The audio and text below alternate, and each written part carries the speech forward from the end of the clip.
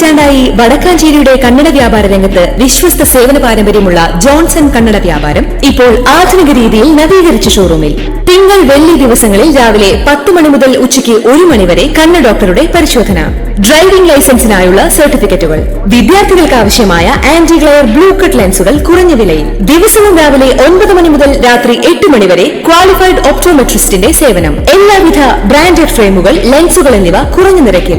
Johnson Kannada വ്യാപാരം, John's tower, divine ആശുപത്രിക്ക് എതിർവശം, Vadakkanchery. Phone 94963474. നടി ഹണി റോസ് നൽകിയ പരാതിയിൽ രാഹുൽ ഈശ്വറിനെതിരെ കേസെടുക്കാനാകില്ലെന്ന് പോലീസ്. പരാതിയിൽ പോലീസ് കോടതിയിൽ റിപ്പോർട്ട് നൽകി. പോലീസിനെ കേസെടുക്കാനാകില്ലെന്നാണ് പ്രാഥമിക നിഗമനം. വിഷയത്തിൽ കൂടുതൽ നിയമോപദേശം തേടും. കഴിഞ്ഞ ദിവസം ഹൈക്കോടതി സെൻട്രൽ പോലീസിനോട് നിലപാട് തേടിയിരുന്നു. എന്നാൽ കേസെടുക്കാൻ വകുപ്പുകളില്ലെന്നായിരുന്നു പോലീസ് കോടതിയിൽ വ്യക്തമാക്കിയത്. പരാതിയുടെ സ്വഭാവം അനുസരിച്ച് കോടതി മുഖാന്തരമാണ് കേസിൽ തുടർ നടപടി സ്വീകരിക്കാനാകുക. ഇക്കാര്യം ഹണി റോസിനോടും പോലീസ് വ്യക്തമാക്കിയിട്ടുണ്ട്. സാമൂഹിക മാധ്യമങ്ങളിലൂടെയും ചാനൽ ചർച്ചകളിലൂടെയും തന്നെ അധിക്ഷേപിച്ചുവെന്നായിരുന്നു ഹണി റോസിന്റെ പരാതി. കൂടാതെ തൃശൂർ സ്വദേശി സലീമും രാഹുലിനെതിരെ പരാതി നൽകിയിരുന്നു. അതേസമയം ഹണി റോസിനെ അധിക്ഷേപിച്ചിട്ടില്ലെന്നായിരുന്നു രാഹുൽ ഈശ്വറിന്റെ വാദം.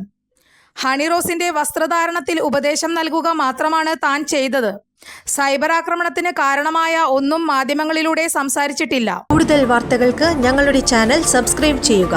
ഫേസ്ബുക്ക് ഫോളോ അപ്പ് ചെയ്യുക. വാർത്തകൾ വേഗത്തിലറിയാൻ എനി ടൈം ന്യൂസ്.